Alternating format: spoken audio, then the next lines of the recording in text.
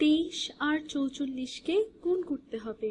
এই অঙ্কের সবচেয়ে কঠিন বা হয়তো অন্যতম কঠিন একটি দিক হলো এটা বুঝতে পারা যে এই ডট চিহ্নটি দ্বারা গুণ বোঝায়। এটাকে আমরা এভাবেও লিখতে পারতাম 23 গুণ 44 বা 23 এবং 44 উভয়কে ব্র্যাকেটের ভেতর রেখে পাশাপাশি লিখলেও তা গুণ বোঝায়।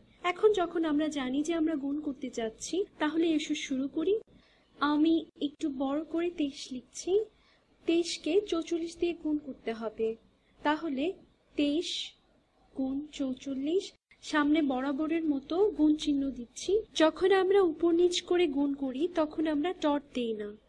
তো এসো এবার গুণের কাজে হাত দেয়া যাক। আমরা এই একক স্থানীয় 4কে 23 দ্বারা গুণ করে শুরু করছি। আমরা জানি 3 গুণ 4 হলো 12। আমরা তাই এককের স্থানে লিখছি 2, 3 4 12 2 এবং 1কে আমরা দশকের স্থানের জন্য হাতে রাখছি। তাহলে আমি 1কে উপরে এখানে লিখে রাখলাম।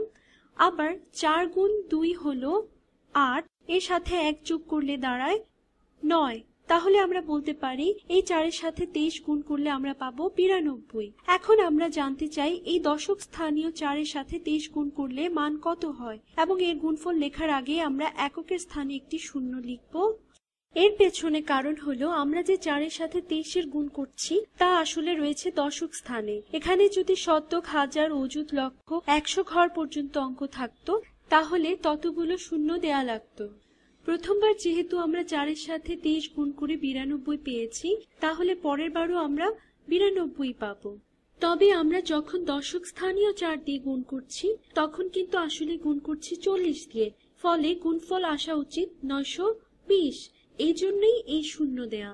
আমি এই দুটো 4কে আলাদা দুটো রং দিয়ে চিহ্নিত করলাম। এখন এই 4 গুণ 3 হলো 12, তাহলে 2কে এখানে বসাই। এটা দশক স্থানেই বসা উচিত কারণ আমরা আসলে 40 দিয়ে গুণ করছি 23কে। 2 এখানে বসে আমরা 1 হাতে রাখি। আগের এই নীল একটি আমি লিখেছিলাম প্রথমবার গুণ করার সময়। আশা করি তোমরা এই দুটোকে গুলিয়ে ফেলছো না। এখন আমরা গুণ করছি এই সবুজ 4 দিয়ে। 4 গুণ 2 হলো 8, এর সাথে 1 যোগ করে আমরা পাই 9।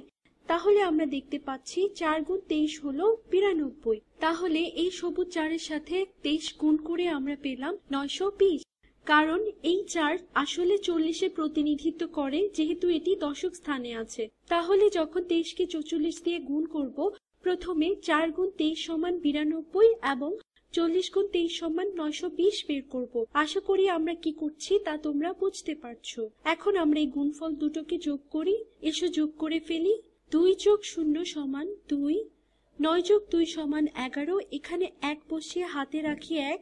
9 যোগ 1 সমান 10। আমি 3 ঘর পর একটি কমা দিচ্ছি যেন পড়তে সুবিধা হয়। তাহলে 23 গুণ 44 হলো 1012।